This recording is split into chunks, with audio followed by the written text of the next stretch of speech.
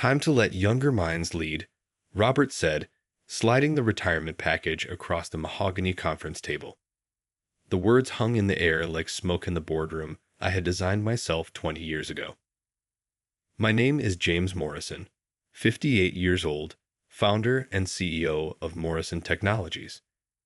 For 3 decades, I had built this company from a small engineering consultancy in my garage into a $200 million enterprise that designs safety systems for nuclear facilities across the country. I looked at my daughter, Catherine, seated beside her husband of 2 years. She wouldn't meet my eyes. Robert Thompson, my son-in-law, Yale MBA, had that practiced smile he had perfected in business school, the kind that never reached his eyes. The package is generous, he continued. Full pension, health care for life, and a consulting position that lets you keep your office. The board agrees it's time for new leadership. The board. 3 months ago, Robert had orchestrated a clever series of moves that got him appointed COO. Now he sat in my boardroom, trying to push me out of my own company. I glanced around the table at the faces I had known for years. Most looked away, except Harold Chen, my old friend and chief counsel, who gave me the slightest nod. I opened the folder containing the retirement proposal. Quite detailed, I said, flipping through the pages. Must have taken weeks to prepare. We wanted to ensure everything was properly handled, Robert replied. The transition needs to be smooth. I closed the folder. And if I decline? Robert's smile tightened. James, be reasonable. You're approaching 60. The industry is changing. We need fresh perspectives, new strategies. The board has already voted. Has it? I looked at my daughter again. Catherine, do you support this? She finally met my gaze, her mother's eyes staring back at me. Dad, please don't make this difficult. Robert has great plans for the company. You always said we should plan for the future. The future. I had been planning for it since before she was born. Since the days I worked 18-hour shifts in that garage, designing safety protocols while her mother graded papers late into the night to support us. Since I had mortgaged our house 3 times to keep the company afloat during the early years. I'll need time to review this, I said, standing up. We'll reconvene next week. The board would like an answer by tomorrow, Robert interjected. We have announcements prepared. Of course they did. I nodded once and walked out, taking the folder with me. In my office, I found Harold waiting. They didn't read it, did they? I asked. Harold shook his head. The prenuptial agreement? No. Robert's too confident. Thinks he's got everything covered. His lawyers never asked for it. I sat down heavily in my chair, looking out over the Pittsburgh skyline. The same view I had had for 20 years, watching the city grow, change, evolve. Just like my company. Catherine signed it 2 years ago, Harold continued. Ironclad business succession clause. Any attempt to force you out triggers automatic transfer of her shares to the trust. She doesn't know what she signed. Robert convinced her it was standard family business protection. Never had it independently reviewed. I thought about my daughter, my only child.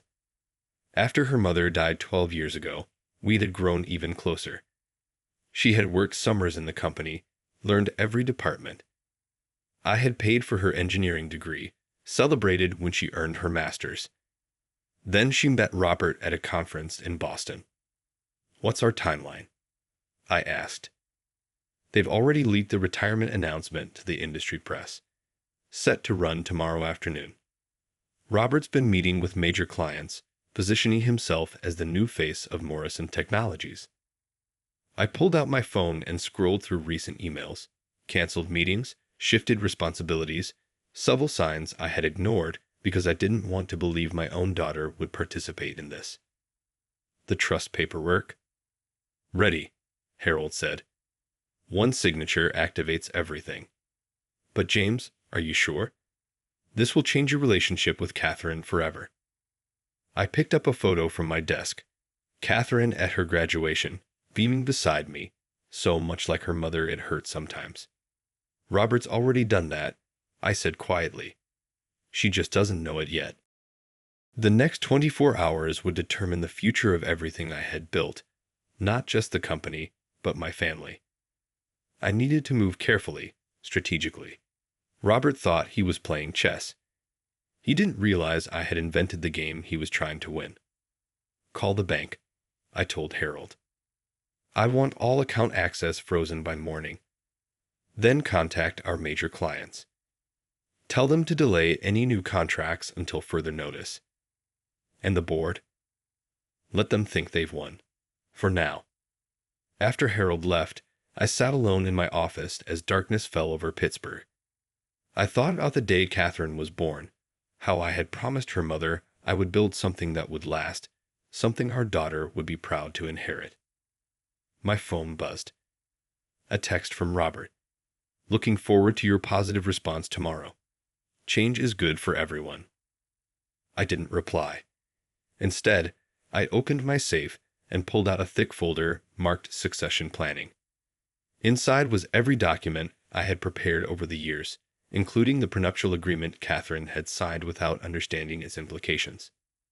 Page 47, Section 12. In the event of any attempted forced removal of James Morrison as CEO prior to his voluntary retirement, all shares held by Catherine Morrison Thompson automatically transfer to the Morrison Family Trust, with sole voting rights retained by James Morrison until such time as he deems appropriate for succession. Robert hadn't just overplayed his hand.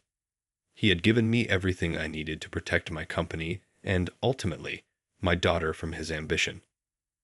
I worked through the night, making calls to old friends in the industry, activating contingency plans I had hoped never to use. By dawn, everything was in place.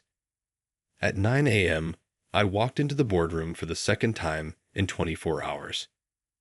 Robert sat in my usual chair at the head of the table, Catherine beside him. The other board members looked uncomfortable, sensing something had changed but not knowing what. "Good morning," I said pleasantly.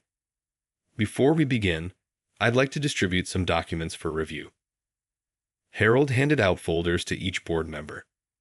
Robert opened his, scanning the contents with growing confusion. "What is this?"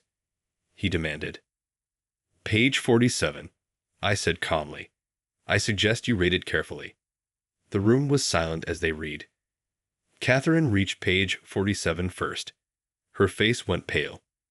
The coffee mug she had been holding slipped from her fingers, shattering on the polished floor. "Dad," she whispered, "what did I sign?" "Protection," I replied. "For the company. For our family's legacy. For you." Robert was still reading, his face growing darker with each line. "This is impossible. The board has already voted. The announcement has been canceled," Harold interjected, "along with all pending contract negotiations and banking authorizations." "You can't do this." Robert stood up, his practiced smile replaced by something uglier. "Catherine, tell him he can't do this." But Catherine was staring at me, really seeing me for the first time in months. "Did you know?" she asked Robert. "Did you know about this when you had me sign the prenup?" His silence was answer enough. I walked to the head of the table, my table. "Robert, I believe you'll find your resignation letter in that folder as well. I took the liberty of drafting it for you. And if I refuse?" Then the next document becomes public, the one detailing your meetings with our competitors, the information you've been sharing, the clients you've been trying to poach. The blood drained from his face. "You can't prove." 20 years in nuclear facility safety systems teaches you a lot about monitoring and documentation, I said quietly. "I suggest you sign the resignation. Your severance is generous, more than you deserve." The resignation letter sat untouched on the conference table for exactly 17 seconds before Robert reached for a pen. I had learned long ago that silence was often the most effective pressure. Catherine watched him sign, her face a mixture of shock and dawning realization. "Effective immediately," Harold noted, collecting the signed document. Security will escort you to clear out your office. Robert stood, straightening his Italian silk tie. This isn't over, James. Actually, it is, I replied. The non-compete clause in your employment contract is quite specific. Any violation will trigger immediate legal action. He turned to Catherine. Are you coming? She shook her head slowly. I need to talk to my father. After Robert was escorted out, the board members filed out quietly, leaving me alone with my daughter and Harold. The broken coffee mug still lay scattered on the floor, a fitting metaphor for the morning's events. How long? Catherine asked. How long have you known what he was planning? I sat down beside her. The signs were there for months. Meetings with competitors, unauthorized access to confidential files, sudden interest in client contracts. Why didn't you say anything? Would you have believed me? I asked gently. Or would you have defended him like you did yesterday? Tears welled in her eyes. I thought he loved me, loved what we were building here. He loved the idea of running a successful company, Harold interjected. Your father's company. He just didn't want to put in the decades of work required to build one himself. Catherine wiped her eyes. The prenup. You knew this might happen even then. I pulled out another document from my briefcase. The original succession plan I had drafted when she first joined the company after graduate school. Read it, I said. All of it this time. She spent the next hour in my office, going through every page while I handled calls from concerned clients and board members. By the time she finished, the morning sun had risen fully over Pittsburgh, casting long shadows through the windows. You were protecting me, she said finally. Not just the company, but me. You're my daughter. That's my job. But I betrayed you, sided with Robert against my own father. I thought about her mother, about promises made and kept. You trusted the man you loved. That's not betrayal. That's being human. The question is, what do you learn from it? A knock at the door interrupted us. Harold entered with more papers. Robert's office is cleared out, he reported, but we found these in his desk. He handed me a folder containing emails between Robert and our largest competitor, Axiom Systems. Detailed discussions about client information, proprietary technology, future contracts. The betrayal went deeper than we had suspected. He was planning to take everything, Catherine whispered, reading over my shoulder. Not just push you out, but sell our technology to Axiom, which would have violated about a dozen federal regulations regarding nuclear facility security systems, Harold added. Not to mention potential criminal charges. I closed the folder. Contact the FBI's Cybercrime Division. They'll want to see this. Dad. No, Catherine protested. He's still my husband. For now, I said. But this goes beyond family matters. He tried to sell classified technology to competitors. That's not something I can ignore. She slumped in her chair, the weight of everything crashing down. I've ruined everything, haven't I? The succession plan, the future you planned. Plans change, I said. That's why we build foundations strong enough to survive the storms. Over the next few hours, we dealt with the immediate fallout. Press releases were drafted announcing Robert's departure for personal reasons. Key clients were contacted to reassure them about company stability. The board was briefed on the situation, minus the details about federal investigations. By late afternoon, Catherine had moved from shock to anger. He used me, she said, pacing my office. Used our marriage to try to take over the company. Yes, I agreed. But he failed because you were stronger than he realized. The whole family is. She stopped at the window, looking out at the city where she had grown up, where her mother and I had built something from nothing. What happens now? She asked. Now we rebuild, not just the company's leadership, but our relationship, if you're willing. She turned to face me, eyes red but clear. I want to earn it back. The trust, the responsibility, everything. It won't be easy, I warned. The board will need convincing. The clients will need reassurance. And you'll need to prove yourself all over again. I know, she said. But I learned from the best, even when I forgot it for a while. Harold returned with more updates. The FBI had been briefed and would begin their investigation quietly. Robert had been seen heading to the airport with a packed bag. Bank records showed he had transferred significant funds to an offshore account over the past month. He's running, Catherine said flatly. Let him, I replied. The federal authorities will handle that part. We have a company to run. That evening, as the office emptied out, Catherine and I sat in my office looking through old photos. Her mother on the day we signed our first major contract. Catherine as a teenager proudly wearing her first company ID badge during a summer internship. Moments that had built the foundation of not just a business, but a family. I'm filing for divorce, she said suddenly. First thing tomorrow. Are you sure? Take time to think. I thought enough, she interrupted. He tried to destroy everything we built. Everything Mom helped build. I'd want him out of our lives completely. I nodded, understanding the steel in her voice. It was her mother's determination coming through. Then we do it right, I said. Harold will recommend the best lawyers. We'll protect the company and your interests. She picked up a photo of her mother. She would have seen through him immediately, wouldn't she? Probably, I smiled. She always was the better judge of character. As night fell over Pittsburgh, we began planning the next chapter of Morrison Technologies. Not just a succession plan now, but a rebuilding of trust between father and daughter. The foundation was still strong. The rest we would reconstruct together. 3 months after Robert's departure, I sat in a federal prosecutor's office reviewing evidence.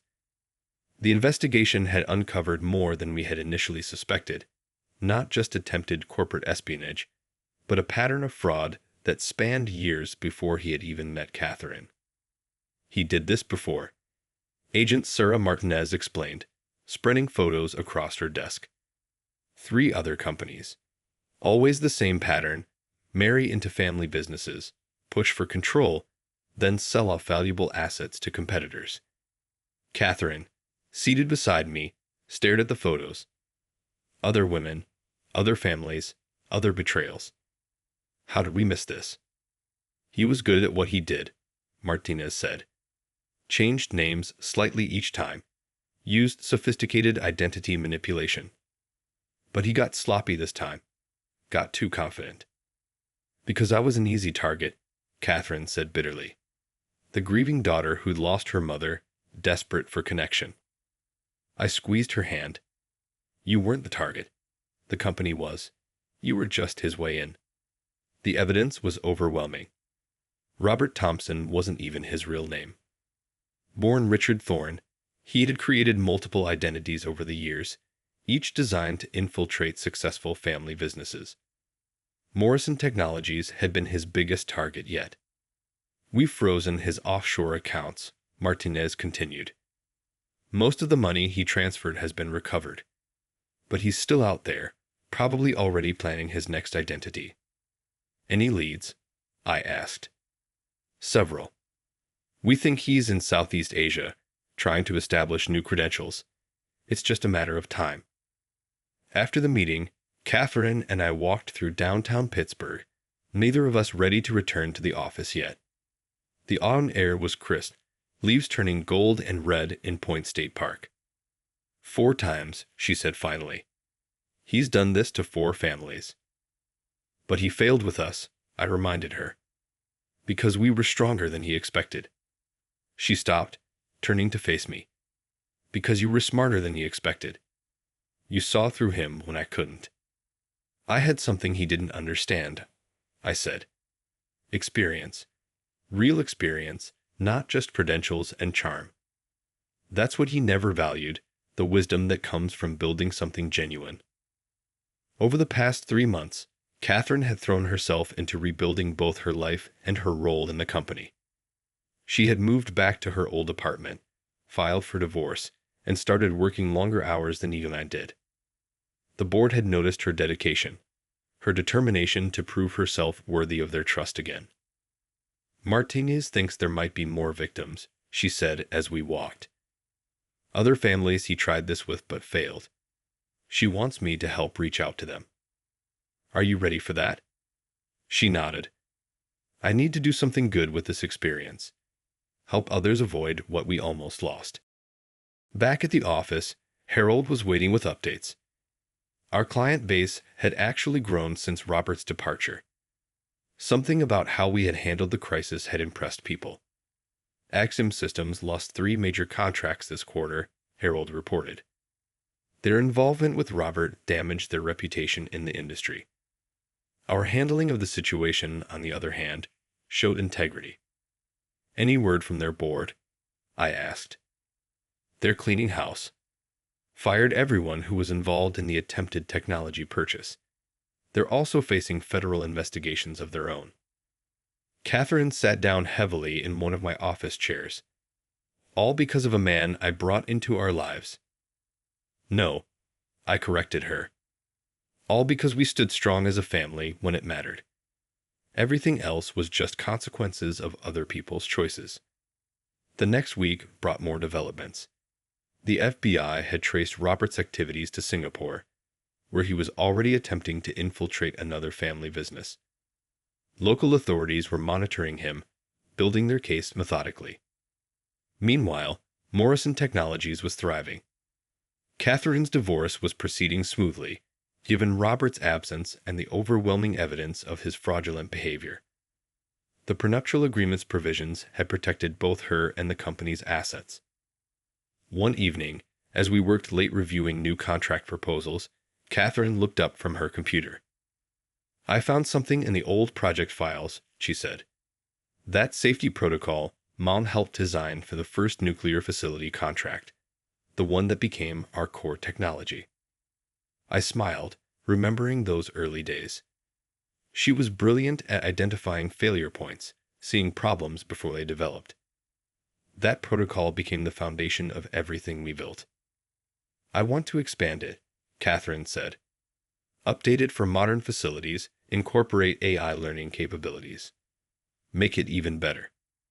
For the first time in months, I saw real excitement in her eyes, not just determination to prove herself, but genuine passion for the work itself. Show me, I said. She spent the next hour outlining her ideas. She had clearly been working on this for weeks, analyzing potential improvements, identifying areas for innovation. This wasn't just my daughter trying to redeem herself. This was an engineer seeing opportunities for genuine advancement. The board meets next week, I said when she finished. You should present this to them. Are you sure? After everything. They need to see this side of you, the innovator, not just the founder's daughter. Show them why you're truly part of this company's future. The board presentation was scheduled for Tuesday morning. Catherine spent days preparing, refining her proposals, anticipating questions. I watched from the background, offering support but letting her stand on her own. The morning of the presentation, she found me in my office. I've been thinking about something Mom used to say, she said. Innovation without integrity is just clever destruction. She said that the day we turned down our first major contract, I recalled. Because the client wanted us to cut corners on safety protocols. Catherine nodded. That's what Robert never understood. This company wasn't built on clever financial moves or marketing strategies. It was built on doing things right, even when it was harder. Even when it cost us in the short term, I agreed. I want to rebuild that trust, she said, not just with the board or our clients, but with you. I looked at my daughter, seeing not just the child I had raised, but the leader she was becoming. Sometimes the hardest lessons taught us the most important things. You already have, I told her. Now go show them why. The board meeting would start in 30 minutes. Outside my office window, Pittsburgh was coming alive with morning activity. Somewhere in Singapore, Robert was probably working on his next scheme, unaware that his carefully constructed world was about to collapse as international authorities closed in. But here, in the company we had built, protected, and saved together, a new chapter was beginning. Not just a succession plan now, but a true partnership between father and daughter, built on something stronger than Robert had ever understood: genuine trust, earned through both success and failure. Catherine gathered her presentation materials, straightened her jacket, and headed for the boardroom.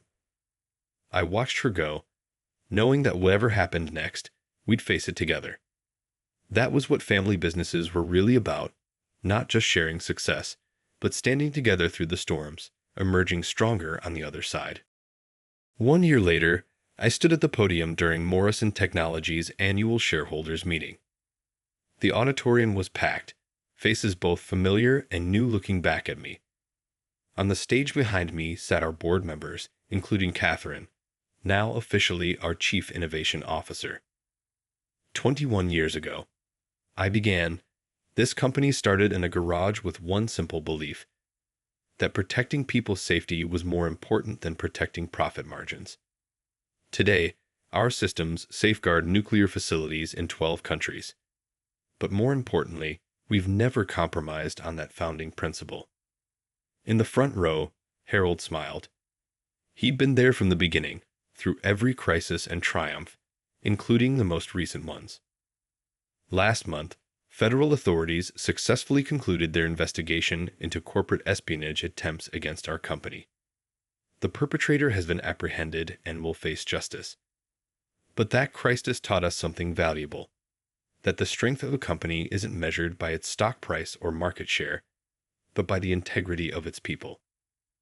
I glanced at Catherine, who nodded slightly. The past year had transformed her. The betrayal that could have broken her had instead forged her into something stronger. Her innovative safety protocol upgrades had already secured 3 major new contracts. Today, I'm announcing changes to our leadership structure, I continued.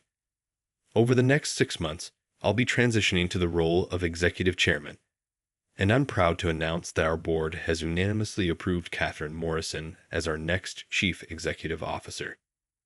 The applause was genuine, not just polite.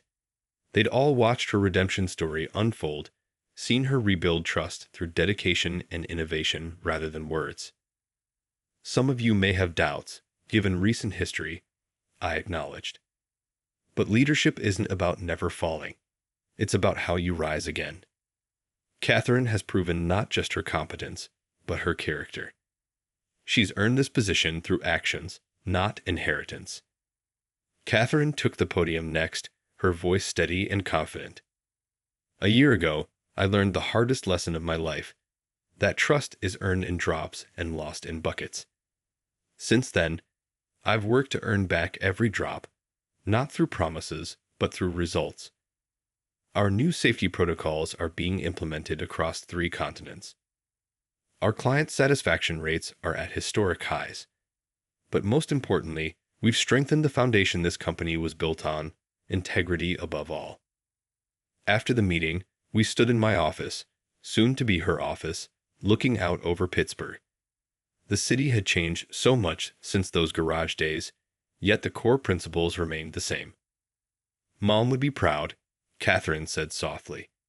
Not just of the company's success, but of how we protected her legacy. She'd be prouder of you, I replied. You faced your mistakes and grew from them. That's real leadership. The door opened, and Harold entered with fresh coffee and a folder. Final papers from the FBI, he said. Robert, or Richard, or whatever his real name is, took a plea deal. They'll be serving 15 years. Catherine took the folder but didn't open it. That chapter's closed, she said. We have new protocols to implement, new facilities to protect. I watched her reviewing project timelines on her tablet, completely focused on the future rather than the past. She'd not only survived betrayal, but had used it to become stronger, wiser, more compassionate. Ready for this? I asked. She looked up, smiling. You taught me well. Both you and Mom. Innovation without integrity is just clever destruction. As the sun set over Pittsburgh, casting long shadows through the office windows, I knew Morrison Technologies was in good hands. Not because Catherine was my daughter, but because she'd learned the most important lesson in both business and life. That true strength comes not from avoiding falls, but from how you rise again. The company would continue to evolve, innovate, and grow. But its foundation, built on integrity and strengthened by adversity, would remain unshakable. Just as her mother and I had dreamed, all those years ago in that garage. Some legacies are measured not in dollars but in character. And that was one investment that would always pay dividends.